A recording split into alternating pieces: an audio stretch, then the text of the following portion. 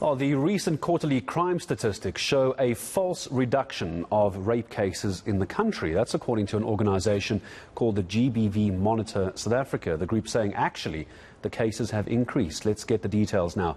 Discuss it with founder Omogolo Taunyane-Mnguni. Omogolo, good evening to you. So you're saying that rape cases have actually increased. Why do you say that? Good evening, Gareth, and to your listeners. It is a farce for Minister Bheki to make that statement that rape cases that have been reported to SAPS have decreased.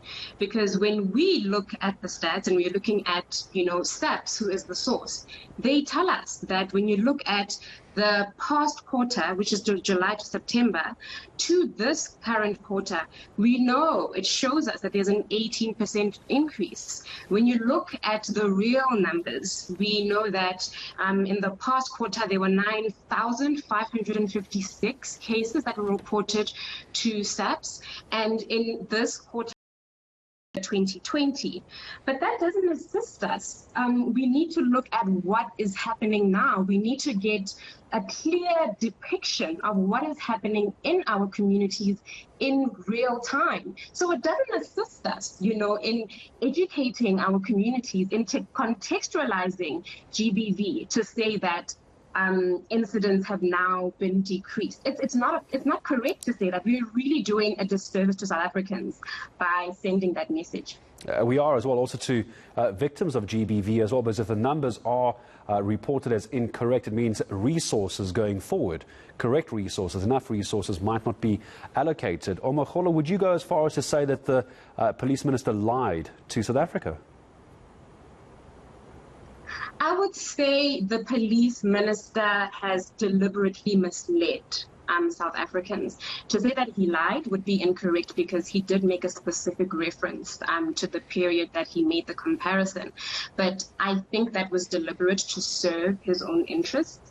But it would be completely incorrect for us as GBV Monitor South Africa to keep quiet and not raise this issue that now, our colleagues in the media are now reporting that as a fact. And it is not a fact. It is infactual to say that GBV and rape cases are on the decrease.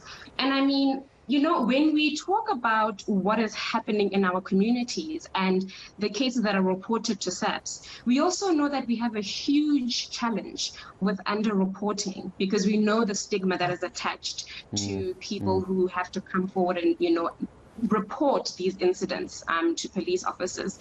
So research has already been done. There is a bit of a contentious debate whether it is 1 in 9 women who report rape cases to the police or whether it is 1 in 13. But whether it's 1 in 13 or 1 in 9, we already know that there's a huge lack of confidence that women have in coming forward to the police about these incidents. Yeah, it's been widely reported, and it's been reported for many, many a year, far too long.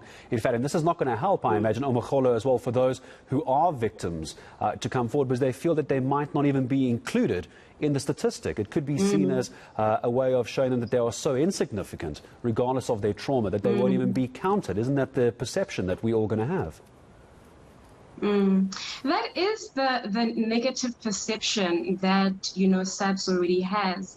I mean, what the minister also does not tell us is of these 11,300 plus incidents that have been reported, how many of them actually, make it to trial phase? How many of them, can we say that we have gotten convictions out of them? So you can report this number, 11,000 rapes, but what is the impact of the work that is being done by SAPS officials? How efficient are they in the work that they're doing in making sure that they can investigate, in making sure that we can get, DNA samples? You already know that we have a huge challenge of a DNA backlog, and these play, a huge role in the success rates, for lack of a want of a better word, but it really does have an effect on the success rates of these numbers and the women that are behind these numbers.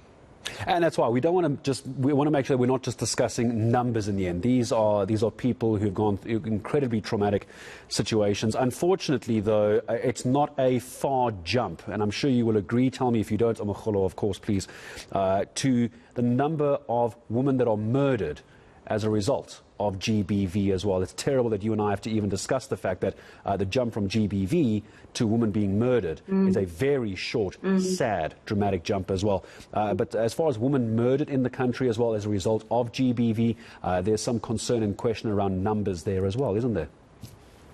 There is a concern about the numbers because we know that by the time women are murdered, many of them have gone to a police station to say this is what is happening to me, and they have been turned back for various reasons that officials will then, provide to a victim at the time to say, well, if we report your husband, that means he will lose his job because we'll have to arrest him. You can't come to us and want to report this incident because 2 weeks down the line you will drop your case.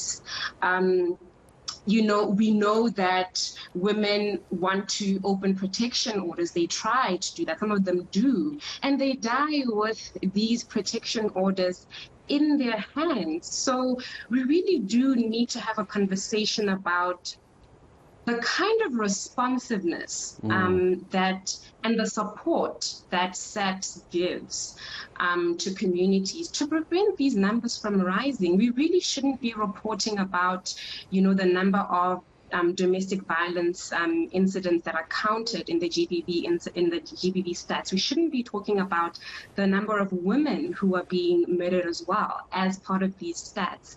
It doesn't paint a good picture. It doesn't depict, a country that is developing and progressing, and this idea of, nation building and cohesiveness cannot be a reality when we have these stats in front of us.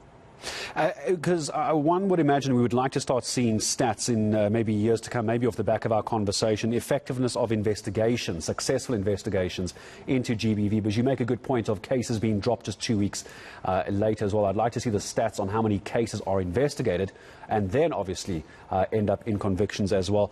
Before I say goodbye to you, though, would you say it is too far a stretch to suggest that the SAPS and the police minister have failed the women of South Africa? South African Police Services and Minister Becky Cele have continued to fail women. The fact that we are sitting here and having a conversation about how the number of, reported cases, not even the real depiction, but the fact that we're talking about the number of reported cases continues to rise, tells us that there's a complete failure, a complete neglect, no care at all for the lives of women and children who are at risk every day. So yes, I agree. I have to make that statement that SAPS and the Minister of Police have failed us, and they continue to fail us. And until we get to a point where Minister Cele does not come to us to say, I am then opening GBV desks across the country, or to say that he's going to make sure that he has rape kits. We need to get to a point where he says, I am speaking to you, South Africans, right now, and all our police stations across the country have GBV desks, or all the police stations across the country have rape kits. Then we can start talking about what the government is doing to protect the women and children in this country, and the success rate that they can show us in that regard. I just got a tweet now from a viewer asking me to ask you, Omogolo, about this question. What happens, do you think, if we were to see a police minister and police service who was as stringent and as angry about GBV as they were about enforcing lockdown regulations? What do you make of that comment? An interesting comment that is being raised by your viewer, because in our statement that we published this morning, we, alluded to the lack of leadership that Minister Cele is showing us, because he comes to us and says it is a catastrophe, that this is the status of the lives of women in the country. He speaks as if he is someone who does not have, the power and the influence to change the status quo. So I think what we have as a challenge here with Minister Cele is that he is just way too concerned with, having journalists and media crews following him and coming across as, rolling up his sleeves and doing the hard yards. But what is he doing once the cameras stop rolling? We need to have that sort of confidence in the work that they're doing, that it's not limited to when it's time to speak to the media. Let me leave this as my last question to you, Omogolo, if you don't mind. So imagine for a moment the minister is watching. I know he does watch the South Africa Tonight. We can't change government policy overnight. There are long-term plans. I'm sure we can discuss at another point. One thing that the minister needs to wake up tomorrow morning and do for the women of South Africa. What do you tell him? One thing that I would appeal Minister Cele to attend to as a matter of urgency,